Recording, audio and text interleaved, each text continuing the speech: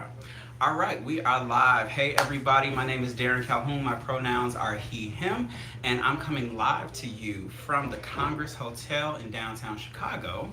And I am a representative or part of the coalition that is LinkUp Chicago. What LinkUp Chicago is an effort, it's a for us, by us community of people who are working to address and reduce harm for black, gay, and bisexual men who are living in the city of Chicago. One of the reasons that we're doing this is that we've noticed in the last few years there's been an increase in the number of men who live in the city who are engaging in meth and other substance uses. And because that is a thing, we want to reach out to our brothers. We want to show up for our siblings. We want to make sure that people know, one, that you can have fun, you can have a good time, you can be safe, you can be sexy. Two, that there is support. No one should be going through what they're going through alone. So many times people pass away, so many times people end up sick in a hospital, and they feel a sense of shame, and they feel like they can't talk about what's really going on.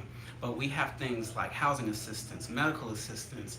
We can help people get connected to care. We can help people, whether you continue to use or not. We are making sure that we meet people right where you are. And so, whatever your situation is, feel free to give us a call, Link Up Chicago, visit our website. In a few minutes, I'll put the information up on the screen. But in short, it's 844-942-LINK is the 800 number. And we, are connecting. If you're watching, maybe you got a text from me. We've even got an ad out on Jacked right now. So if you send a response to that Jacked ad, then you might end up talking to me. But anyway, I am here, and we are at IML. That's the International Mr. Leather Competition. And today we're having pillow talk. So we've got our wonderful pillows here, and we've got my wonderful friend, Major Minor Onyx, who is one of two, maybe three guests. We'll see. I'm going to hold off on telling you who else is going to be here, but I promise you, you don't want to miss all the conversations we're about to have. If you are joining us on Facebook or on YouTube, we invite you to submit questions or comments in the chat. I have it open here so that I will see the questions as they come in. If you have questions after the live stream, you'll still be able to share those, and I'll do my best to get answers for you.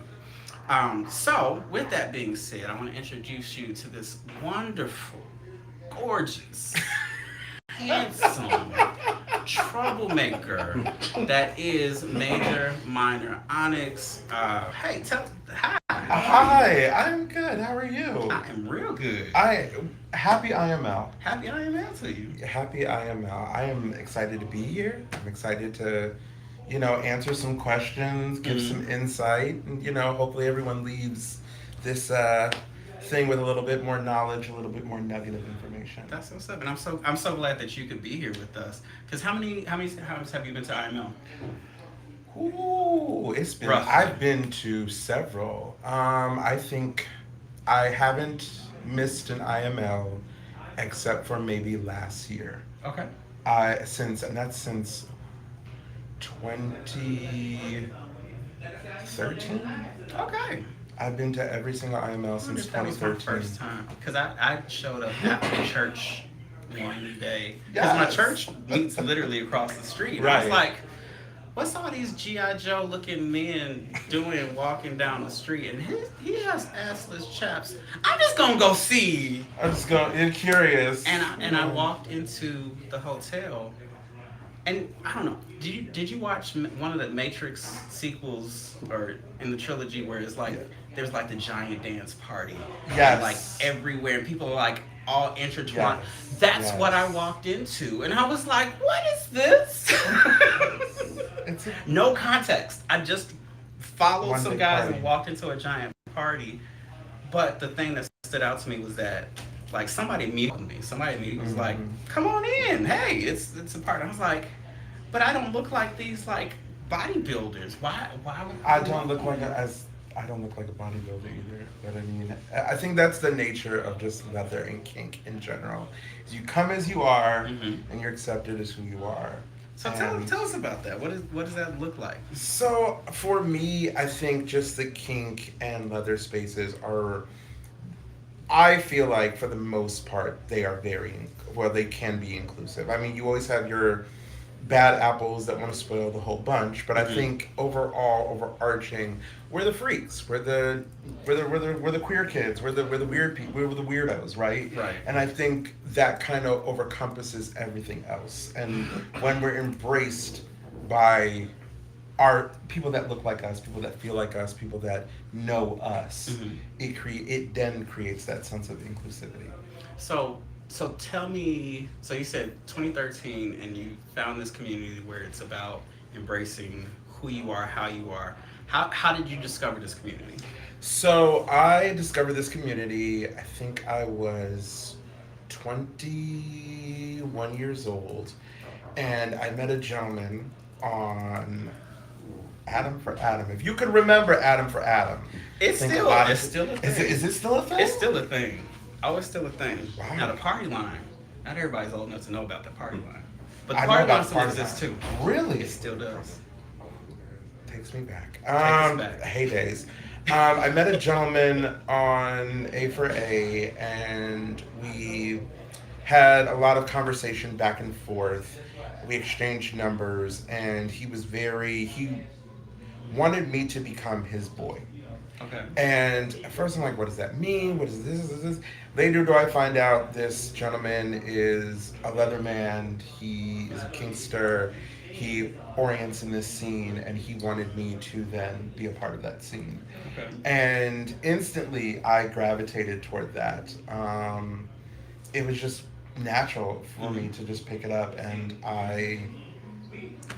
he became my first sir. And we no longer have a dynamic, but he is still very much he's still a part of my heart, and he's still very close to me. So that brings up a really important part of this. A lot of times when people think about kink and leather scene, they think that this is only ever about sex. Is that true? No.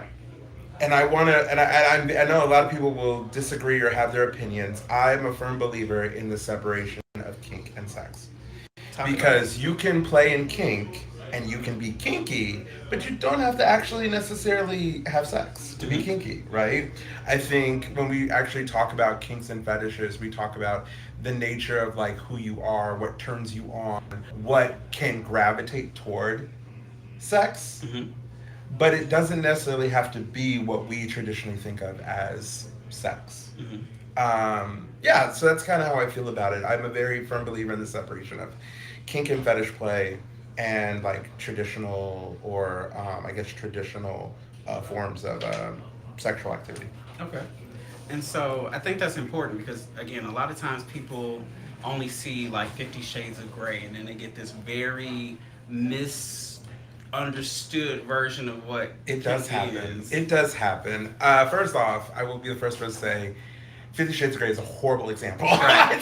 it's trash. Like It's- anybody, it's dangerous, It's the very portrayal. yes. It's Yeah. very dangerous because anybody that's read the book, and I don't want to trash the book for what it is, Okay. because for me it's fan fiction, right? Like everybody wants to be in this like weird cat and mouse game, and Mhm. that's it is what it is. But I feel like the book itself is not to be taken in a literal sense. Okay.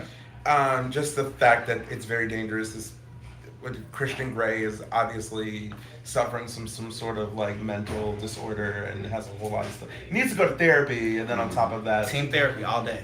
yeah, like he needs to go to therapy, and he's literally using all of his stuff and then moving that into a kink realm, and like Mhm. that's dangerous. Yeah. That's very dangerous. We do not want to do that. Kink and fetish should be in a space where you feel safe, Mhm. where there is consent, Mhm. where people feel comfortable. Yeah. You shouldn't be in a space or in any sort of play if you're not safe, if you're not comfortable, if you're not giving consent. Exactly. And so, in thinking about like the space that we're creating, we that's one of the things that I love about kink. Like people are self-determining what kind of space they want to be in, what things that they want to happen, what they don't want to happen. There's so much more intentionality about what you do, what you don't do. Could you talk to us a little bit about what you don't do, or having a season of not doing something? So currently, I am practicing celibacy. Mhm. I've been celibate for about 7 months now. And for me, it's more along the lines of I got out of a really traumatic kind of toxic relationship.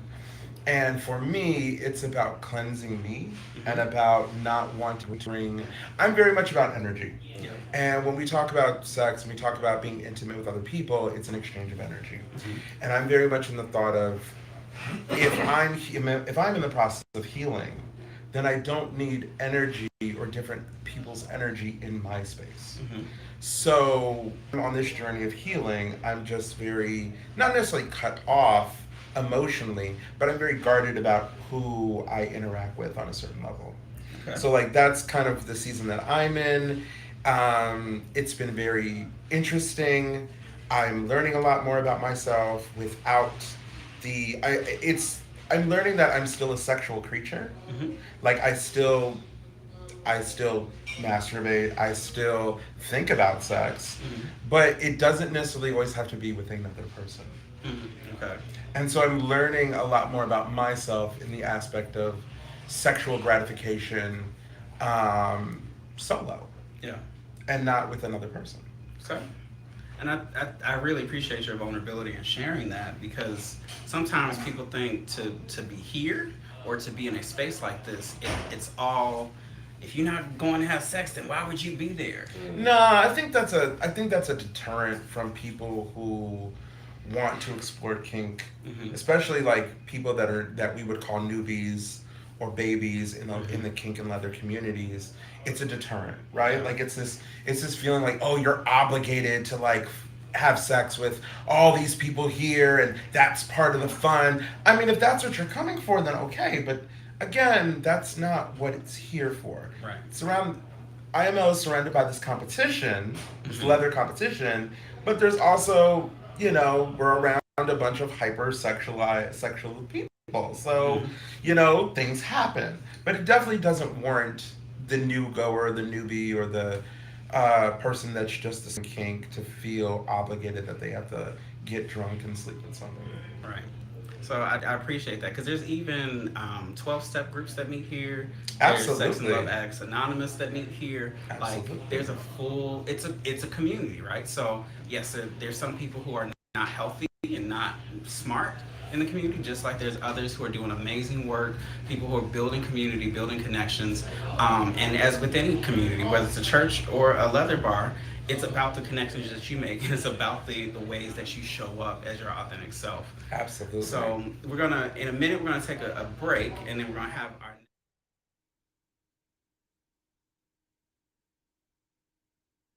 Somebody's calling me, so let me make sure. Okay, we're still live. Um, while we're getting ready for the next guest, I wanted to ask, and then we'll go to the break. If there's one tip that you would give to somebody who is on the fence about coming to IML this year, what would you say to that person? Just come. Just come. Why? I think that sometimes we are so afraid of the unknown that we go through life with resentment of I could have done this or I could have done Mm-hmm. that, I could have done things. If you come and you feel uncomfortable, you can always leave. That part, right? But at the same time, if you never come, then you never actually have the experience of saying, I Exactly. did the thing. Yeah. So I'm a very firm believer in just do the thing. Just do the thing. It's literally a mantra of mine. Just do the thing, because you don't want to live a life of just all the shoulda, coulda, wouldas. Mm-hmm. If you don't have a good time, then you can say, okay, then I didn't go. But then you can say you had the experience, Right. and the experience is what makes us grow. I love it. I love it. Thank you so much for being with Thank us. you for having me. This is so great. So good. I haven't seen you in I person in know. forever, I and know. so I'm so happy. We're gonna take a quick break. And we're gonna change up the scene a little bit. But I want you at home keep share this video, invite somebody else to check it out, and if you have questions or anything, please put those in the comments, and we will be right back.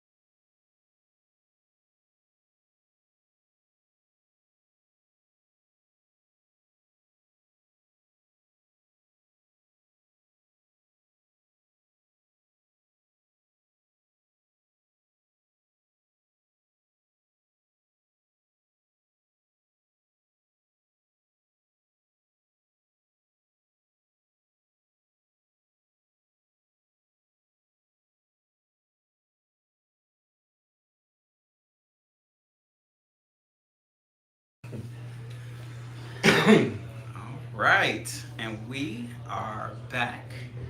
You're gonna have to use your outside voice. Hey I have to everybody, project. you can. Hey everybody, again, my name's Darren Calhoun, pronouns he, him, and we are coming live from the Congress Hotel at the International Mr. Leather 2023 competition. We are being hosted in the Onyx suite. So much thank you Onyx for giving us space and time to do this live stream. Thank you to Rico for for coming and supporting in the background. He's not on camera at the moment. And we have a very special guest, and it's so funny because he's shy when he wants to be, when he wants to be. But if you follow his Facebook, you know he's not that shy. You're not shy at all. So I'm gonna let. I want you to how do you introduce yourself to the peoples? Um, Hi, where's the camera? The camera's right up there. Hi, I'm new here. I like long walks on the beach. Oh God. Easy listening, and Newport shorts. Not Newport shorts. That was specific. No, I'm kidding. Hi, my name is Shuggie. Shuggie Bear. Shuggie Bear. I am an artist Yes. and a professional hermit in Chicago, Illinois. Yes, I live here. No, I'm not visiting. I've lived here my whole life. I just don't come outside. Some things that I'm known for, my art and my penis. So we can just get right into it, right? So we are talking about how to have a safer, healthier sex life and everything. And one of the ways that I first saw Shuggie Bear's work was in a campaign to talk about PrEP. Yay. Could you tell us a little bit about that? Oh, that was the University of Chicago PrEP campaign. Mhm. That was around like 2012. I got into a serial discordant relationship. Basically, I was in a relationship with a guy. We found out he was HIV positive. Kind of changed my life and spearheaded me into being interested into HIV prevention. That led me into getting in contact with the University of Chicago Hospital for the PrEP campaign. It was pretty successful. I was also my doctor's first PrEP patient, so technically I've been on PrEP for like 10 years. Okay. Okay. Yeah. And what is PrEP for those who might be new? Pre-exposure prophylaxis. It's basically a birth control pill to prevent HIV. Oh God. That's It's a form of prevention, just like condoms, just like mutual masturbation, and anything else. It is a form of prevention that is between 92 to 97% effective in preventing HIV infection. say that one more time So- for people in the back. It is between 92% and 97% effective in preventing HIV infection. So, if you consider yourself high risk, you might want to get on PrEP. Was that real? That is great.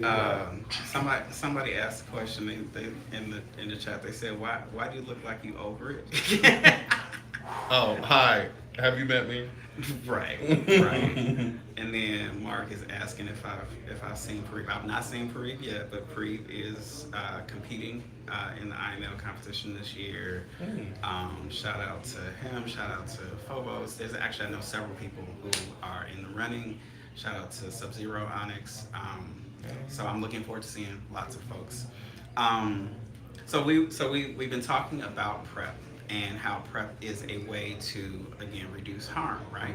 Where if you are having sex with somebody who is HIV positive and you are HIV negative, that PrEP having enough of the drug in your system has a 92 and up effectiveness rate. And a lot of people don't realize that condoms have between like a 98% effectiveness rate.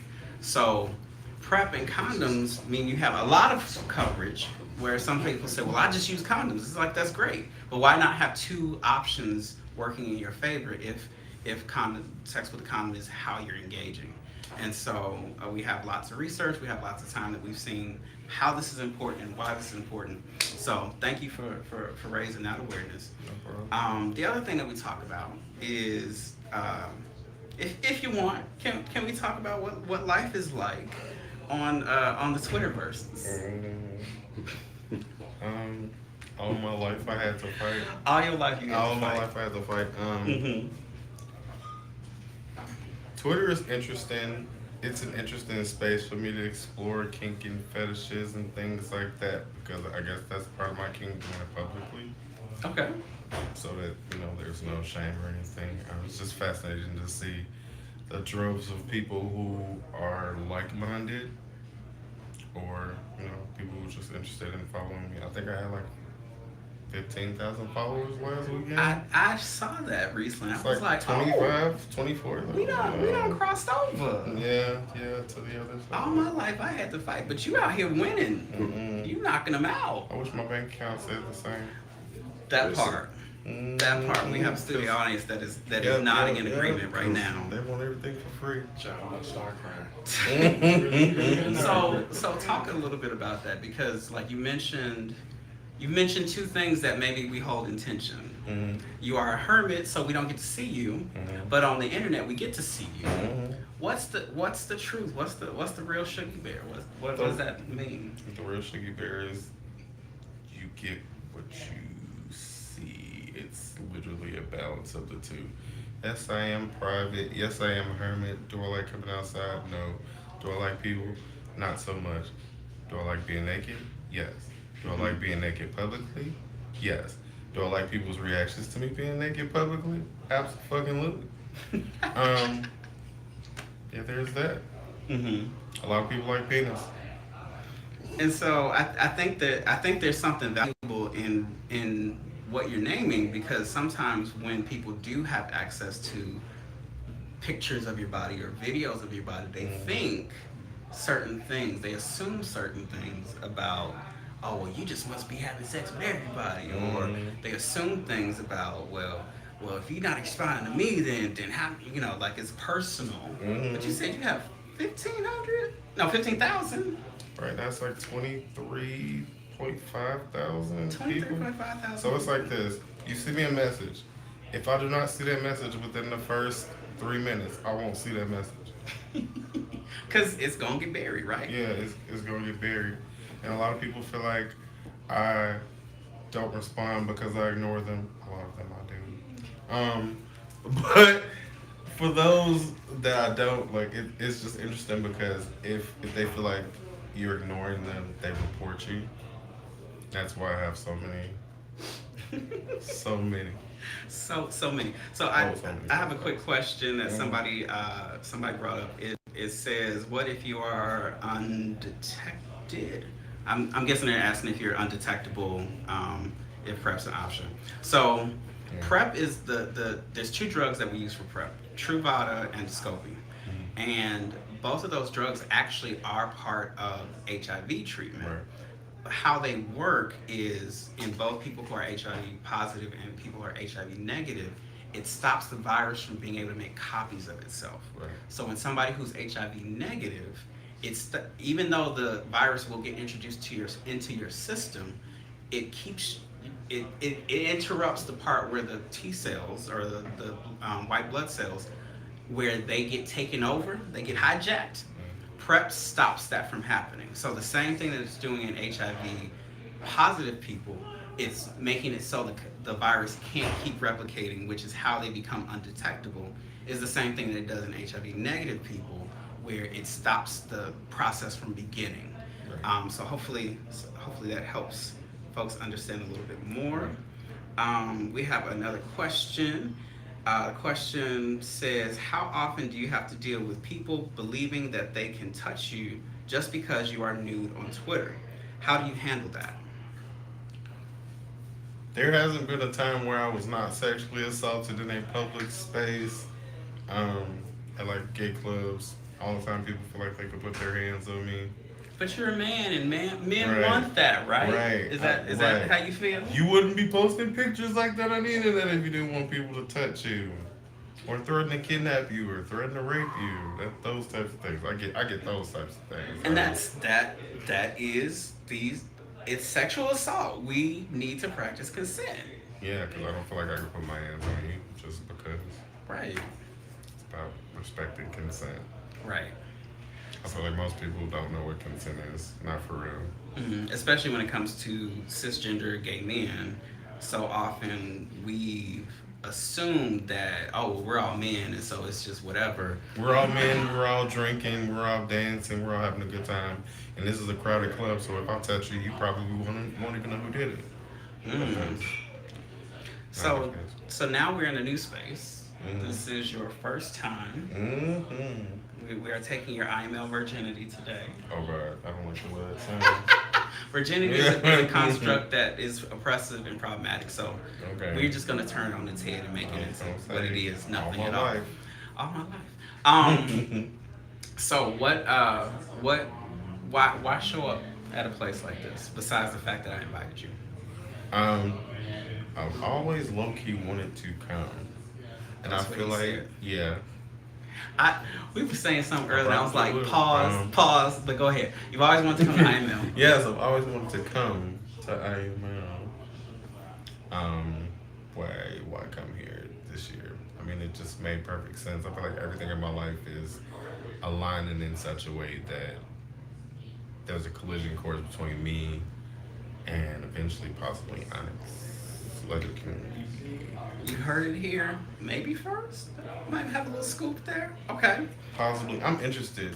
Full disclosure, I am interested because all of my experimentation, all of my exploration, my kinks and fetishes, been solo dolo. It's never really been with a group of people like a brotherhood or whatever. So I'm interested in that. So Yeah. And there's a lot to be said about the power, again, of community, of not having to figure it out all on your own. right. How has that been in having to do so much on your own? What? It was pretty much trial by fire most of my gay career. Let's call it a gay career. You know how you do stuff and then it's just like you don't know that it has a name and it has a history. Like yeah, that's been me most of my sexual life. All of the stuff that I'm learning about in terms of kinks and fetishes, I've been doing that shit since 2005. But I didn't know that it was a thing. I didn't know that there was a community behind it. That it was actual like tools, information, those sorts of things behind it. So Right. knowledge is power. It is power.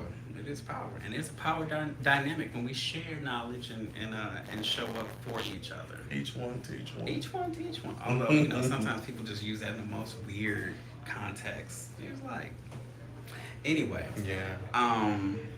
Let's see. Thank you so much to those who are leaving chat and comments and so forth. If you yourself need help getting on prep, if you don't have a primary care physician, give us a call, LinkUp Chicago. We can help you. You can even text us, and we can help you get connected to providers who are not going to judge you, providers who are not going to shame you. You deserve to be shamed for having an STI. You deserve to be shamed for asking about things to help you manage your sexual health. If you have a doctor or a medical facility that does that, then let us help you find a place that won't do that to you. Right. So as we're about to close, as we bring this service to a close, Amen. what since this is your first, what do you have an intention that you can set, that you can say this is what I'm hoping as I embark on the next couple days? What would you like to have happen? And then I'm gonna share mine because I talked to my therapist today, and I got her permission to say what I'm gonna say is my intention. But I want to hear what your intention is. I want to leave here being the best fucking dom I could ever be. That needs to be a t-shirt too. That's what's up. My therapist, I can't believe I'm about to say this on Facebook. My therapist said that I should have whatever kind of weekend that I want, and that she wants me to have a great orgasm as a part of this weekend. Yes. I need your therapist shit. Right. Love that. Right. And Therapist that, telling you to bust that as well. okay, cause that's what I love about She got a friend. That's what I love about the therapy that I have, where it is a place where I can bring everything. I can talk about my relationship. I can talk about my sexual health. I can talk about my mental health. I can talk about my neurodivergence. And I am met with understanding. I'm met with acceptance. I'm met with somebody who's going to walk with me through all the stuff.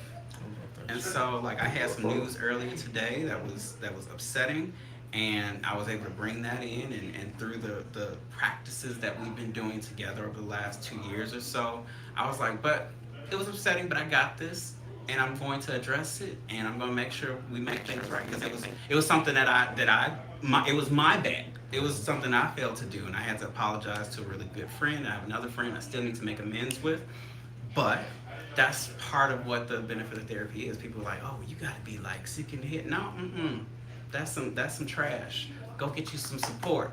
If you need some help finding a therapist, call LinkUp Chicago. We will again help you find whatever it is that you need. As I need a therapist. I need another one. I need as many as I can get. and that's the other thing. People think if you go to one therapist and it don't work, that therapy doesn't work. Therapy is just like any other relationship. You need to take time to get to know them. You need to build trust with your therapist. If you don't trust your therapist, I've had friends who are like, oh, I can't say that to my therapist. It's like, then you're not doing therapy. I mean, you can name that you don't want to say something and build that trust. But eventually, you need to be able to trust your therapist if you're gonna be able to work on your stuff. Otherwise, you're performing. And why are you paying your therapist to watch you perform? Yeah. Or why is your insurance paying for it? Anyway, yeah, so with that being said, thank you for tuning in. Thank you for being one of our guests. Oh, thank you. Legendary Darren Calhoun, everybody. Lord, it is so We great love to him. have Everybody, yes. studio audience for our pillow place, talk. in this For our place. pillow talk, this is so great. But if you have questions, I will put it in the chat. Oh, my friend Juan Pablo is like, I need your therapist info. Right. Call LinkUp Chicago. I'm so mad I don't have it on the screen right now. Let me see if I can put it up before Yeah, I I got go. another therapist. So I can be like, guess what I did last night? But yes, visit the website. That's linkupshy.info. And I'm just typing stuff on the screen. 844-942-LINK. Let's see if that shows up on the screen. Okay. Don't forget to check your parking. If you are coming downtown, there's lots of places to park on the street. I would avoid hotel parking. But It's a trap. right. Check it out. Again, the number's on the screen, 844-942-LINK, or visit the website. That's linkupshy.info. You can text us, you can call us, you can send us a message, you can send us a message on Facebook, whatever you need to do. You are not alone. That's the message we want people to know. That's the community we're building.